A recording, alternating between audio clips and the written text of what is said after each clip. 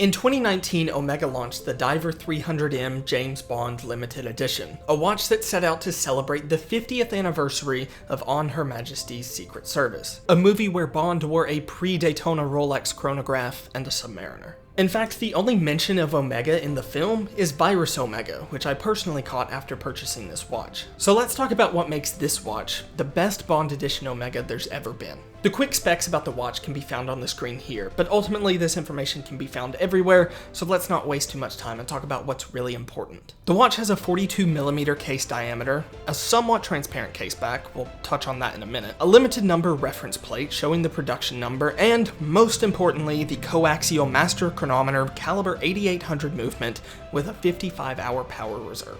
Now though, let's talk about what sets this Seamaster Diver James Bond Edition apart from every other Seamaster Diver 300M that you can buy. Obviously, to get to that, we need to talk about all of the different Bond references. After all, that's what this watch is all about. Now, a few seconds ago I mentioned that this watch has a transparent case back, and that's somewhat true. You can technically see the movement through the case back, but unlike other transparent case backs, this has quite a lot of different details relating back to the Bond family.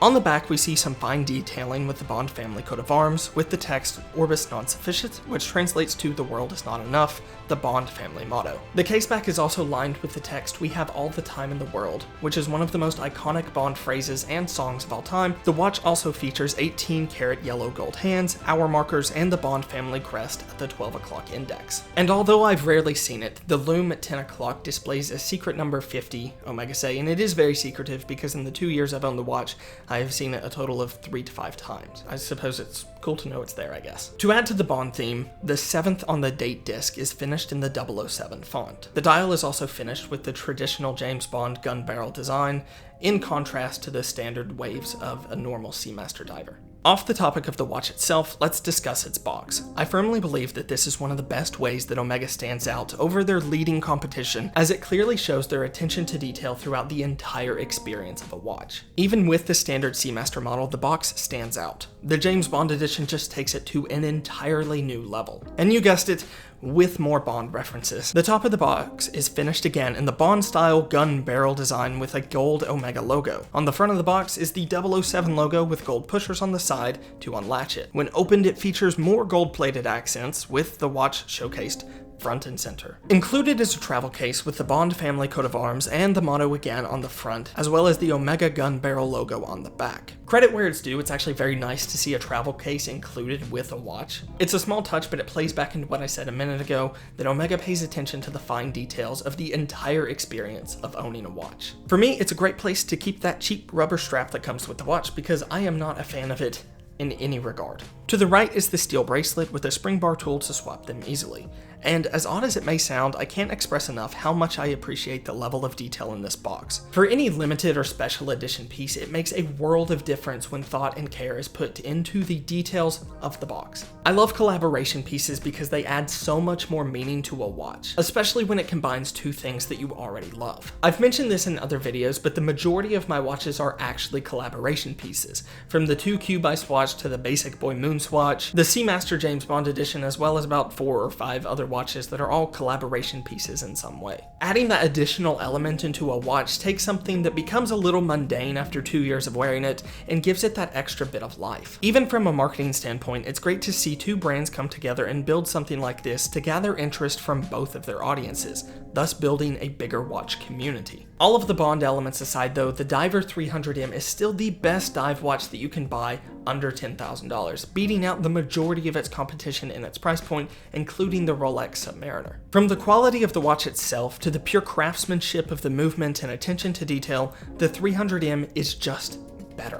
But I suppose it's now time to start talking about the watch's criticisms, specifically starting with the biggest one. Since this watch came out, it has had a ton of criticism about having just too many Bond references and frankly being called a bit gimmicky. Now, I think I have an interesting opinion on that because I strongly disagree, yet also strongly agree all at the same time. First things first, I've owned the watch for nearly 2 years now. And through that time, only once a month I'm reminded of the 007 font 7 date marker. The other references to Bond blend in so well that you barely realize they're even there when wearing it for a while. In fact, it's no different than wearing any other Seamaster. For anyone who's concerned about the watch having too many Bond references or gimmicks, don't be. Unless you're pointing them out, you don't really ever think about them being there. The only thing you notice front and center every time is the gun barrel dial, which is no different than noticing the waves of any other Seamaster diver. It's just kind of there. More importantly though, of course it's a bit over the top and seems a bit gimmicky when you are pointing out every single detail about the watch. In fact, I would argue that a lot of watches seem gimmicky when you point out every feature they have. Frankly, if it's a special edition watch, it's supposed to be a little gimmicky in some ways. Otherwise, it would just be a normal version of a very good watch. And if you weren't interested in Bond, you would buy another Seamaster Diver for a cheaper price that did all of the same stuff. Frankly though, it's a bit of an absurd argument to me though, because gimmicks are what we associate with the most iconic watches of all time. Snoopy, Pepsi, Coke, the freaking moon, and Daytona. Watches are sold on gimmicks, and while some play into it more heavily than others, ultimately it comes down to being the major reason a lot of people buy watches. For 99% of people, the utility of a watch died years ago. Gimmicks and marketing is how they sell watches. Let's be honest, we all love an item that uses antiquated technology to tell us a less accurate and reliable sense of time. Without gimmicks and marketing, watches wouldn't sell. I understand though that this watch does play very heavily into its 007 theme, even more so than its 007 edition No Time to Die sibling. But frankly, had it not played more into the gimmicks than the 007 Titanium edition, you would have ended up with essentially the same watch with a clear case back and less titanium. Now, a point of valid criticism from the community, though, is that this watch commemorates the anniversary of a movie where Bond notoriously wore a pre-Daytona chronograph and Submariner. And frankly, I have no argument against that. It is very strange. Leaving community feedback out of it though, there are two things that I dislike about this watch, and that would be the strap and the steel bracelet that it comes with. For me, I think they're both pretty bad, and I know a lot of people disagree with that. A lot of people like the steel bracelet, and a lot of people like the rubber strap that the Omegas come on, but I just don't.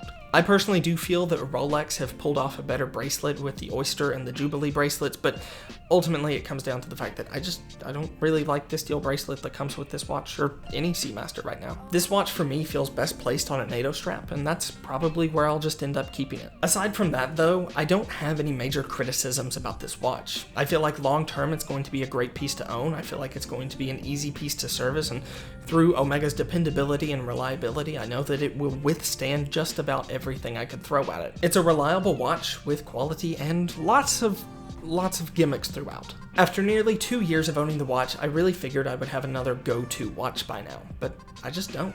If you're looking to purchase one, I truly couldn't recommend it enough. But if you're still on the fence and more considering a standard Seamaster model, be sure to check out the video on the screen now, where we dive into why the Seamaster is a better watch when compared to the Rolex Submariner.